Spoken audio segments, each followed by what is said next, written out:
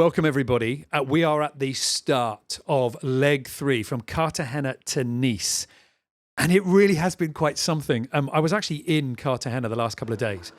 And what really struck me, if anybody was able to get down there, or if anybody's been following some of the output that we've done, that the sailors have done, is just how tough the race has been up to this point, but how difficult it's going to be from here on. I mean, you meet the sailors on the shore and they've got their kids with them. They've got their life that catches up with them the moment they step off the boat. And it was so hot and it was so humid and it was so difficult for them to recharge. And everybody was talking about the next few days. We've kind of done the marathon legs. We've kind of done the big ones. Now we're into those sprints. And these are just human beings. They're just ordinary people. We've got a couple of faces that are coming back into the race. We've got Boris Herman stepping back on, Johan Richaume stepping off from Patrick Arkea. But all of these people, whether they're big names in the sport, whether they're people that are trying to break out for the first time, they are ordinary human beings with all the stresses and strains of everyday life that you and I go through.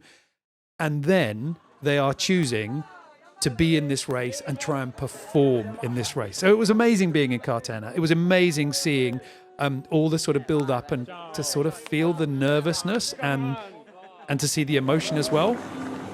But the start was incredible. So what we want to do today, is I really want to go back and kind of relive that first 15 miles from the start line in Cartagena to that bonus scoring gate, to give you some idea as to exactly how intense it was.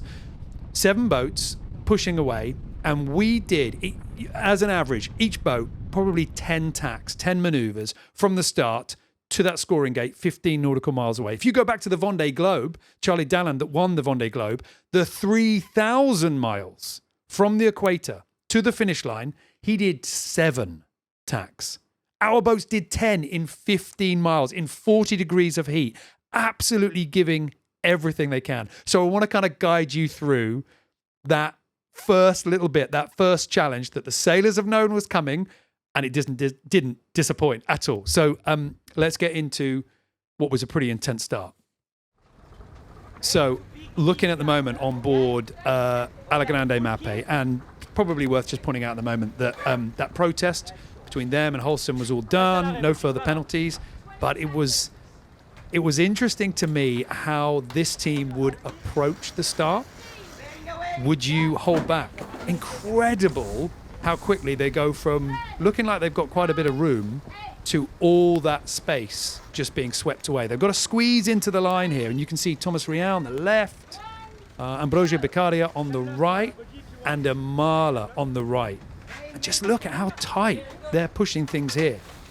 I think Beccaria needs to push things pretty close. He's feeling like he needs to get into the line, and Team Amala are just coming up and up and up. And at this point, I mean, surely your heart rate's going right now. Surely you're feeling a little bit nervous at this point. And they are so close compared to what we saw in Kiel. I'm kind of amazed that Ambrosio is pushing it this far. I mean, all hats for him. He hasn't lost his bravery at all.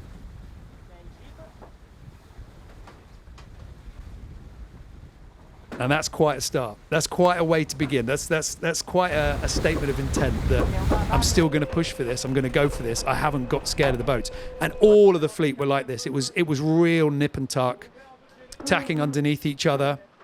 Beertherm, as you would predict, took the lead fairly early on off the line, but it wasn't by much at all.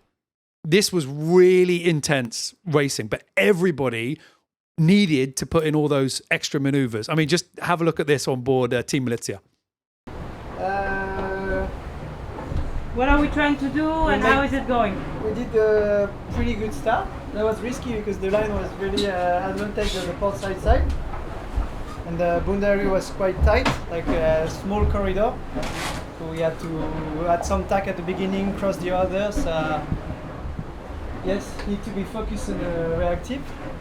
And now we tried an option. First guy is quite aggressive. Yeah, a bit more main or? So yeah, I just we'll forced see it a little bit. if it pay off. You know, it's a game, so it's fun to play.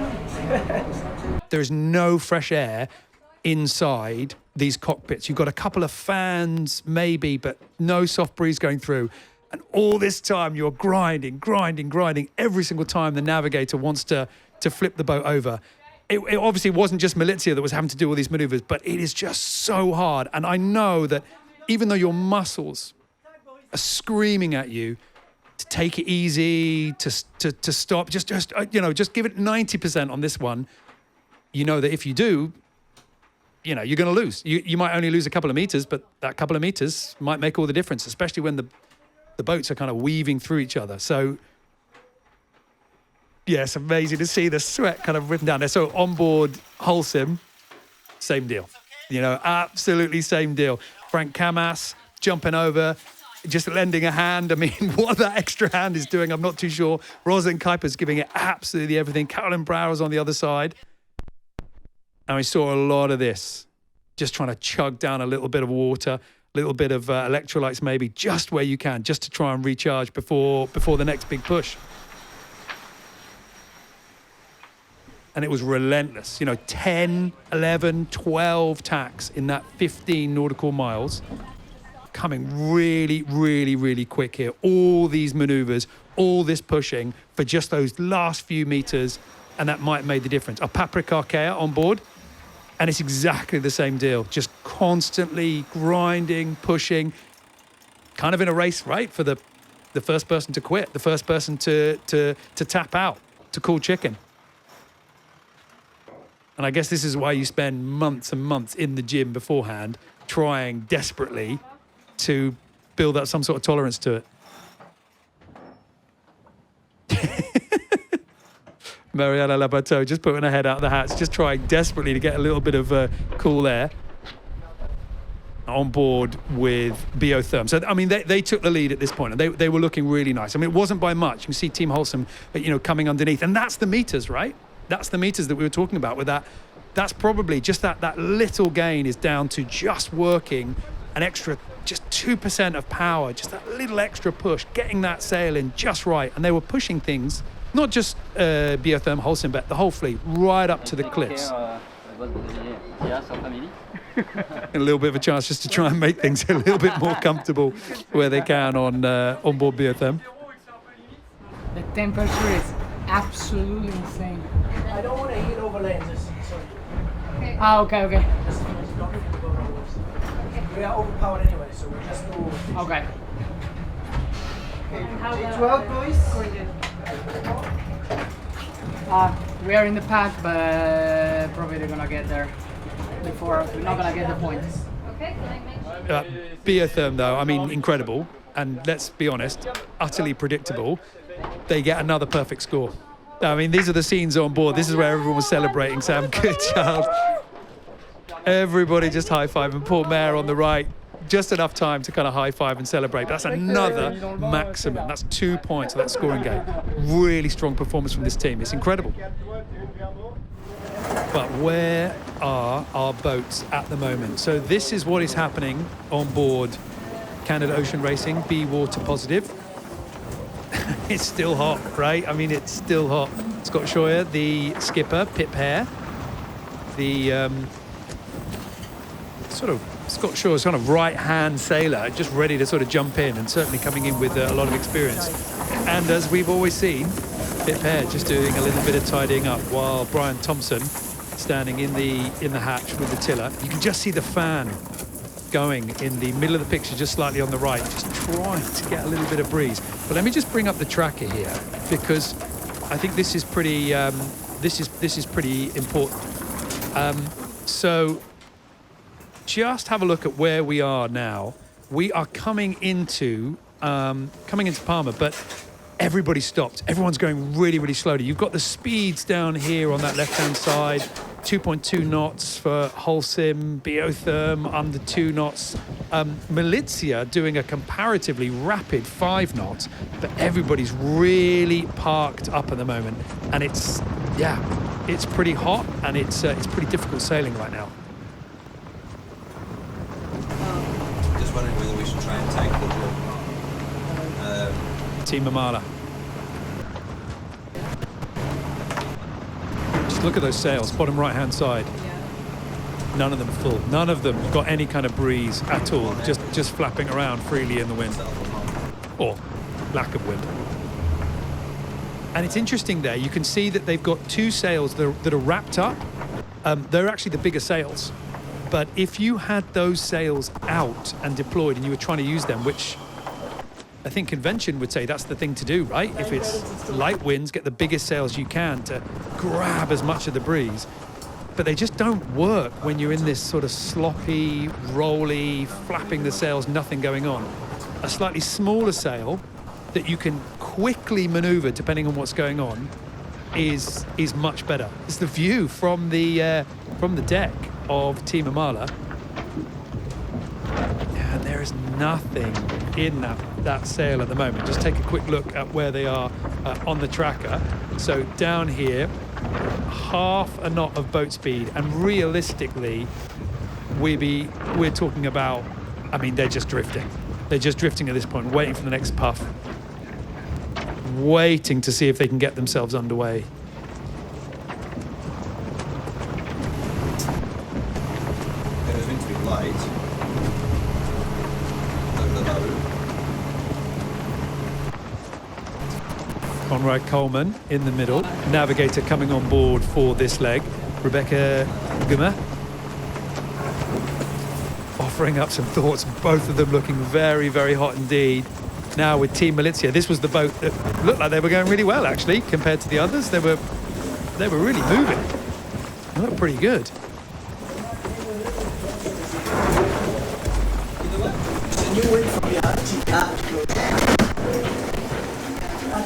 Now we're getting quite a patchy picture from these boats at the moment, and one of the reasons for that is that the sails keep flopping from side to side, so the boom keeps uncovering, recovering the antenna from the satellite hookup. So the system is working pretty hard.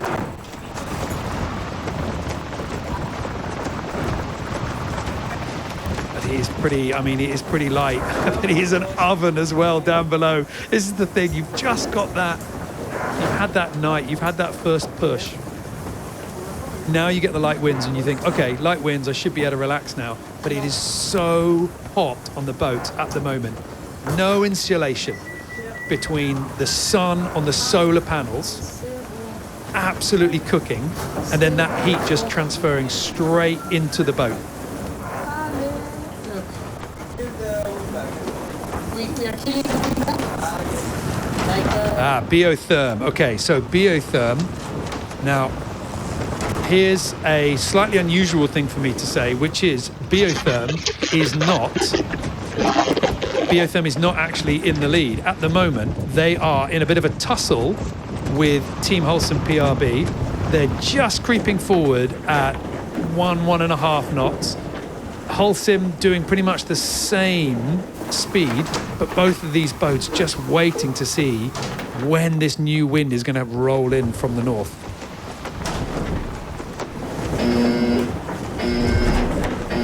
Emily Grassi, you can see on the helm. Sam Goodchild just in the cockpit with her as well, and that noise, that sort of grating siren. Now look at that. There you go. So is that Team Holcim PRB up there? So it is really close then, because that's not perfect visibility. There's quite a bit of haze. I mean, the humidity must be incredibly high, but it is close at the moment between those boats.